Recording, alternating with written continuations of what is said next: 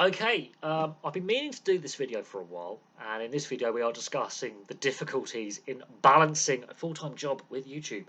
Yes, that's something that a lot of new viewers and subscribers may not be aware of, is I do have full-time employment. Now, I've discussed what I do as a job before. I'm not going to delve into that in this video because it doesn't really have a bearing on it. What does have a bearing is how my full-time job does impact the channel and potential channel growth and the future of the channel as well.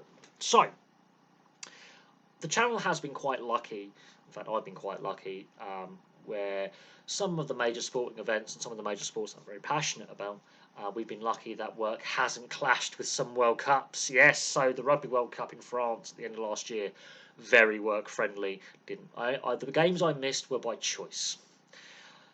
Towards the end of the tournament, towards the knockout stages, I had a bit of tournament fatigue and decided, no, I don't want to watch it. I don't want to watch a game tonight. I'm going to take an evening off. I chose to go. I just need to de-stress my head and relax, get an early night. So that was by choice. The Rugby League World Cup, that was delayed. I don't think I missed a game. I think I watched every game. I think I maybe missed one or two, and that was just due to being tired and ill. Just needed an early night. Again, very fortunate. Kick-off times, TV scheduling, very work friendly. The World Cup in Qatar, the FIFA World Cup in Qatar, much maligned, much debated. I missed a few games, sure. I did have some technical difficulties with the laptop during the World Cup period, which was frustrating, and thankfully a friend of mine, who was also my upstairs neighbour in my block of flats, managed to help me fix the technical issues that we had. It's just the age of my laptop. It's just getting old. Windows 11 and the updated Google Chromebook 8s are out now. The new Apple Mac, MacBooks, MacBook Pros. I mean, this laptop is 2018. I got this laptop. So this laptop is, getting on in tech years. It's got an earlier form of Windows 10 on it. So it's getting on. It's getting on. It's on its Zimmer frame. It is going to get replaced soon. But again, other than a few technical issues, I missed a handful of games. Handful of games. So again, very work friendly. The Women's World Cup, while it wasn't necessarily work friendly, I got lucky with the games that I could watch. They were just on the weekends, because of being in Australia. I've got lucky with other tournaments as well, but as I've been pretty much in the same industry now since 2019, I haven't been as lucky as It's also about scheduling holiday and when you're able to get holiday. And the problem we're going to have is the Euros in Germany is not work friendly in the group stage. So the group stage, when we could see some shock games happen and big teams go out, I'm not going to be able to watch every group stage game because of kickoff times. The lunchtime and early afternoon kickoffs are going to be not work friendly because of the hours I work and the potential of different finishing times every day. Not work friendly. Just not work friendly. And as an example used yesterday as an example. Normally, on a good day, I'm at home about 1 o'clock, maybe 12:30, which is not necessarily totally friendly for the Euros in Germany for kickoff times. But I'm home about lunchtime. Yesterday, I didn't get home till 3:45. So that's as an example. There were a few issues work-wise yesterday with vehicles being unreliable, the cold weather having an impact on vehicles. There was some mechanicals, late starting, breakdown, back to yard, back out of the yard, that kind of thing. So later finishing time. It was going to happen. And that's the unpredictability of my job. So that was yesterday as an example. Fast forward to the Euros, that could happen during the Euros, for example. The same is going to happen for Wimbledon, Roland Garros in tennis. The various cycling like the Tour de France, the Giro d'Italia, the Vuelta, same applies there because of the Monday to Friday aspect of those events. The Olympics, the Paralympics and the Olympics in Paris. So basically, this summer's sports events aren't full-time work friendly. And I'm not I've only got a limited amount of holiday days. I think I'm guaranteed 20 under contract. I think I earned some more during overtime and working bank holidays. So I'm looking at around 25 days annual leave this year, and I'm going to break it down into 5 work weeks that I take off. in chunks where I'm going, I'm having a week off, I'm having a week off, I'm having a week off. I'm only allowed to take 2 work weeks back to back at a time, which won't cover the Euros.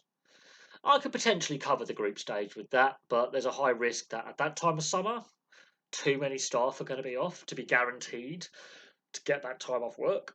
So that's an issue that I'm going to be facing. So yes, I've got to try and balance my holiday allowance with these sporting events.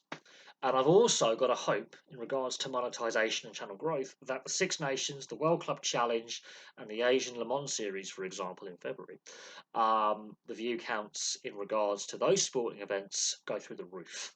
I've got to hope that the Six Nations does better than last year's Six Nations in regards to channel growth. Viewers from Ireland went through the roof. My Irish subscribers are fantastic. I will admit that. You are great. The support you guys continue to give is fantastic. I've got to hope that this year's Six Nations match reviews do better than last year's Six Nations. And that's not guaranteed. There could be a very low quality Six Nations where the weather impacts it and it's low scoring, stodgy games. All the rule changes we've seen as well with rugby union. There could be a lot of fans who just switch off and go, I've had enough of this. I'm not happy with this. There's a lot of unknowns. Rugby union's in a state of flux. Now, it could be one of the best Six Nations we've ever seen because teams are more likely to run the ball, fast pace, less kicking, the tackle area, more space being available, because they're trying to crack down on head shots, and so defensive teams are a little bit more tenuous in the tackle, a bit more nervous. There's more space, that kind of thing. Could be much more flying rugby. It could be fantastic, or it could turn a lot of fans off. So the Six Nations is a key part of the channel's growth this year, which then knocks on to monetization. If I was to do YouTube full time, I would have to be earning at least £400 to £500 a month more than what I earn doing my full time job. So the channel would have to explode. And in order for me to do this full time, I would have to be earning that kind of average for at least 3 to 4 months consecutively before I decide to jack in my day job and make the permanent switch. Because I'll be going from my employer paying my tax, my national insurance, so that's basically paying for the NHS for those who live outside the UK, and my pension contributions, which come out of my wages as well, to me having to do all of that with being a self-employed tax return. And I'm not very good at paperwork, and I'm not really good at maths, so that's something that A, stresses me the fuck out. Yes, there was an F-bomb in there, stresses me the out. That's me censoring myself. And B, something that I'm not very good at. I'm not very good at maths. I'm not very good at form filling, and it's something I haven't had to do before in regards to being self-employed. It's going to be new for me, and they have changed the tax laws surrounding self-employment and tax-free allowance. So even if we were monetized right now, earning alongside, I have to declare this as a second income, which is something I haven't had to do before. So there's a lot of unknowns and a lot of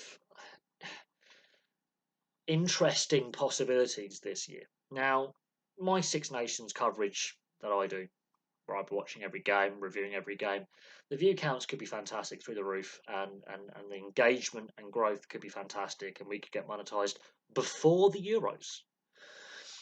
Will we be doing this full time before the Euros as a channel? Probably not, and that's a fact.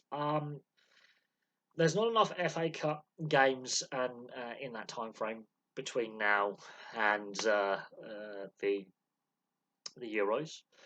There's not enough Challenge Cup Rugby League games between now and the Euros.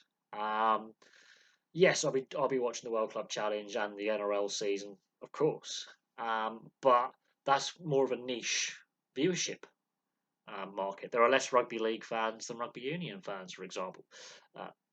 European football especially, but football in general, is far more popular worldwide than both union and league in terms of rugby. So it's going to be interesting to see how things play out in the next couple of months. But again, going back to the full-time employment, yes, the Six Nations is work friendly.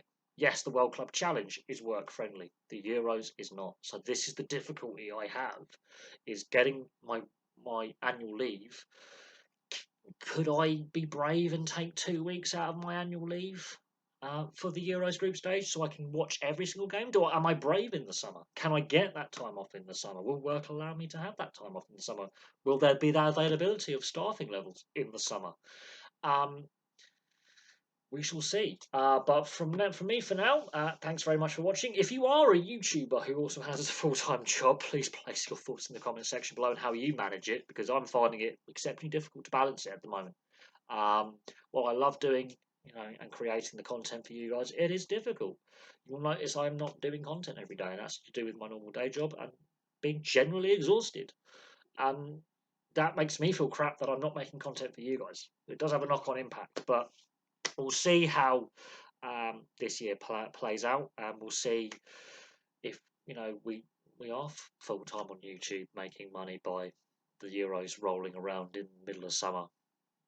But looking at the channel growth right now and the growth figures and how the channel's trending, we're probably still going to have a full-time job, and we're probably going to miss a lot of games.